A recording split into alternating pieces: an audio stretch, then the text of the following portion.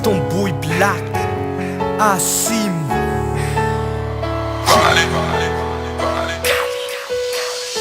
Se fijalina ena kucha hoko teny tokana fisarana no ataoko satria anao le tena niaritra na de mbola zazary tena tsikaritra fa niady anao ka niaritra jaly anao naharitra rehefa zato anatinao de niady anafinaritra ka otsabe ny foko fô matsiaro anao ka saritra ny tsy iteneneny atika anao tena tika anao sanatria anao ny foko fitiavanao roneny no manenika ny foko ka dadatry ho foko fititry iova loko fitiavana voafantsika mipetaka atao poko ndramasoko milatsaka zako mba naniroatranareo zay mba nikatsaka ny fahasambaranay sy ny fiadananay ka novo zany raha tsy teo enao ray avao ambony zay mampidoboka ny fony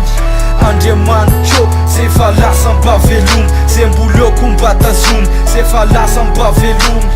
niany anatin'ny lavaka rehetra mba sotomy Ianao no tiako eny, ianao rineny, ianao tsy foko eny, ianao rineny. Ianao no tiako eny, ianao rineny, ianao tsy foko eny, ianao rineny. Ianao le tia ny vavaka tao anaty fiarahamony anao le tena niavaka satria tsy niatsary velantsy reo zay mpanaratsy avelao androvotsy ka tsy ho zakako raha nyreniko no paina za mavita zavatra satria botombo saina ekeko za maditra ekeko za namaly nefa mbola tsy hitako hoe ioza fanjaly ara-pitiavana ianao le neny sady namana hoany zay fa lasa de mandria mpiadanana itoetra ho akavana ndraika tsy azo nosakanana yeah na de tsisy niety manana tonga anao na mia na de tonga anao na mana atsangako ny tanako ho apetako amin'ny foko niomaly anio mandrakizay tsy ho adinoko fa ianao de olo-tsotra fiainana tsy mila tombosotra karaha tsy eo enao za to de mijaly tsy azo hozarana tondrany sy ny vary za tsy tonga lafatra za ko tsy zaza endry nefa za ametraka de zako mba hikendry ho atsika tanora na rasta na sola fa io fitiavan'io ange trovy vidy vola yeah maneke de manaja de ho hita lamy fiainany lafa ho sava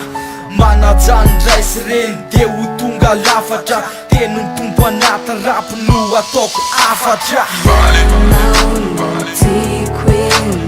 ianao rineny, ianao tsy foko eny, ianao rineny.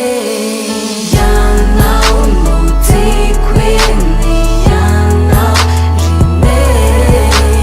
ianao tsy foko eny, ianao rineny.